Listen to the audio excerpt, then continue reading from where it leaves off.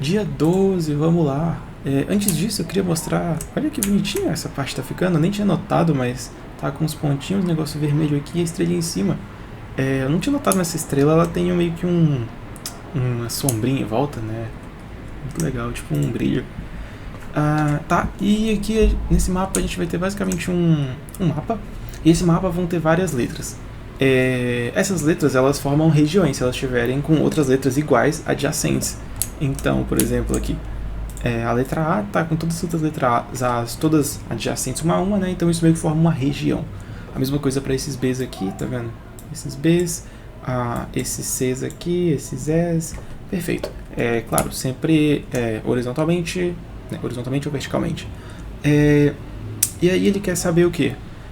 Ele define duas coisas. Ele define a área, que é o número de elementos que tem naquele componente, né? O número de letras, propriamente dito, e o perímetro. E o perímetro é basicamente quantas células alcançam lado... Como é que eu posso explicar isso melhor? É o número de células que essas células aqui alcançam, sem ser a do próprio componente. Eu acho que se eu explicar fica mais fácil de entender. Então, por exemplo, aqui nesse exemplo, ele consegue alcançar os 4 lados de cima, os 4 lados de baixo e mais os 2 lados que estão dos lados. Então a resposta vai ser 4 mais 4, 8, mais 2 mais 2, mais 2, 10. Então o perímetro daqui é 10. Vamos só conferir?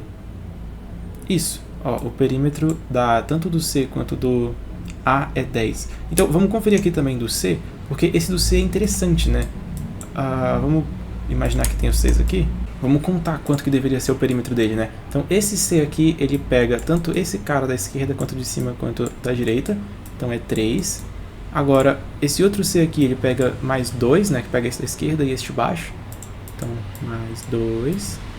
Agora, esse C aqui, ele pega o da direita e também pega o de cima. Então a gente conta de novo. Aí fica mais 2. E aí, por fim, a gente vai ter esse de baixo que vai contar 1, 2 e 3. Então, mais 3. E a resposta vai dar 3, 6, 7, 8, 9, 10. Então, o perímetro desse também é 10. E a área é 4, porque tem 4 letras Cs. Então, esse problema é bem tranquilo, né? Esse tipo de problema é bem clássico. E o que ele quer no final basicamente, ele define como o preço para comprar cercas para cada um desses terrenos é a área vezes o perímetro. E ele quer que você encontre para todas as regiões qual que é a soma de todos os preços que ele vai ter que gastar com cercas.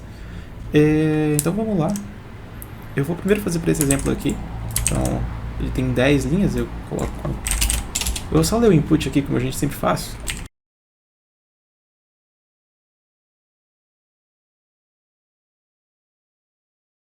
Tá, e aqui agora que a gente fez isso, a gente vai precisar de um array de visitados, para a gente não visitar mais de uma vez a mesma célula.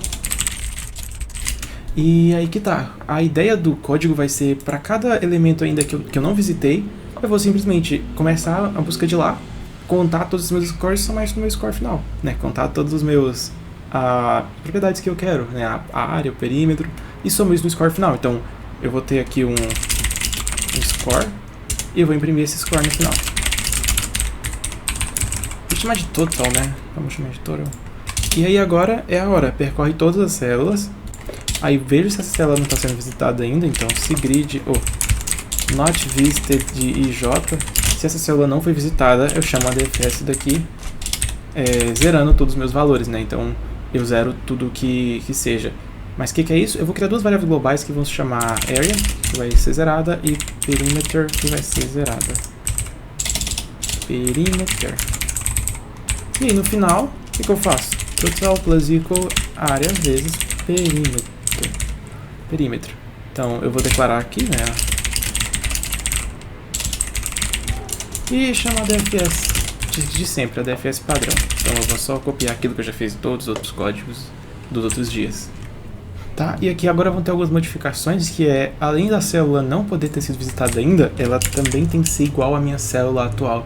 Então meu grid de TJT tem que ser igual ao meu grid de IJ, que é onde eu estou agora. Opa! Grid de IJ. E eu também tenho que somar, né? Toda vez que eu cheguei aqui, eu vou somar área mais igual a 1. Perfeito. Agora eu também tenho que somar o perímetro, né? O perímetro é um pouquinho mais complicado, só que, pensa comigo, o perímetro sempre vai ser 4, né? Idealmente o perímetro era para ser sempre 4. Só que, para alguma dos adjacentes, vão ser o quê? Vão ser uma célula que são igual a mim. E se essa célula é igual a mim, eu não quero. Então o que eu vou fazer é subtrair aqui para cada célula que eu conseguir encontrar. Então, deixa eu copiar essa condição aqui embaixo. Mas a questão é que se essa célula for igual, eu já, tipo, perímetro decrementa. Porque eu somei uma célula antes que eu não devia ter somado. E aí aqui eu posso só fazer o esquema do visitor daqui dentro. Que já que é uma condição range, né? Eu chamo a função aqui dentro. Cadê? Perfeito. Esse que nem precisava estar aqui, ele podia estar ali em cima, né? Mas vamos deixar assim para ficar um pouco mais legível. Mas eu acho que é isso. Tá tudo certo. Se eu entendi o problema bem, é para ser isso. Vamos ver 1930. 1930. Agora vamos pegar pro... Olha que maluquice. Parecia um bagulho psicodélico, né? Umas flores, umas... tipo aquelas ilusões de ótica. Interessante. 1816, curiosamente deu menos. Não era pra ter dado tão pouco, eu acho. Deu tão pouco porque não tô lendo 140. Eu vou sempre ter problema com isso. Exatamente todos os possíveis problemas. Então vamos lá, deu esse número aqui que eu não vou tentar ler. Vamos submit. E foi. Agora vamos para a parte 2. Então, agora na segunda parte ele simplesmente trocou o que era o perímetro pelo número de lados que a figura tem. Então, por exemplo, se a gente pegar esse A aqui, o A tem 4 lados. Então, o preço dele vai ser 4 vezes 4, que dá 16. Agora, em algumas figuras mais complexas, tipo aquela figura de 6, lembra que ela era tipo assim? Tipo essa peça de Tetris. Ela tem 8 lados. Vamos contar, vai ser esse, 2, 3, 4, 5, 6, 7, 8. E aí é isso, agora é descobrir o número de lados. Tá, eu pensei num jeito meio overkill de fazer, que envolve... Bom, primeiro a gente vai pegar a peça e vai isolar ela. Então vai colocar a peça em volta de um grid que só tem pontos, então só tem pontos e, por exemplo, hashtags. E aí, dado que eu tenho esse grid depois de ter isolado, eu vou iterar por todas as colunas e depois também por todas as linhas e fazer o seguinte algoritmo. Para as colunas é mais fácil de ver, então eu só replico a mesma coisa, só que pensando em linha. Mas a ideia é o que? Eu vou ter que ver, a minha condição vai ser, eu estou andando por ponto e o meu cara da direita é um hashtag, não é ponto? Se for, então eu somo 1 na minha resposta lá, se o número de consecutivos não for só 1, né? Então, isso vai ficar muito mais claro depois que codar, porque só tá fazendo sentido na minha cabeça. Então, primeiro vamos só isolar a peça. Então, vamos voltar para aquele exemplo de tamanho 10, que é mais fácil. E aí a gente vai isolar a peça que a gente está visitando aqui agora. Então, a gente tem essa peça aqui, a gente vai só isolar ela. E como que a gente isola? A gente vai criar um array auxiliar aqui, que eu vou chamar de aux. E eu vou criar uma função que limpa ele. Então, reset aux. E eu vou só iterar e botar... E aí eu vou só iterar... cadê? E aí eu vou só iterar e colocar lá dentro do meu aux de j um caractere que eu ponto, por exemplo. E aí toda vez que eu for chamar dfs, eu chamo essa função, limpei. E aí toda vez que eu chegar aqui, eu só falo que aux de j vai ter alguma coisa, né? Eu vou botar a hashtag pra ficar mais claro. Eu posso pôr o próprio grid de j, né? Vamos botar o grid de j pra gente saber qual peça que a gente tá olhando. E aí, dado que eu fiz isso daqui, bem aqui agora, eu vou ter essa grid. Então, vamos imprimir ela. Então, vou só criar uma função chamada imprimir aux. De inglês, né? Chamar em inglês. Print aux. Então, é para imprimir aquela peça ali de R's primeiro, tá vendo? Essa aqui que vai até aqui embaixo. Essa daqui mesmo. Então, eu vou agora fazer meu código em cima desse grid aqui. Desse grid com pontos e outras coisas, né?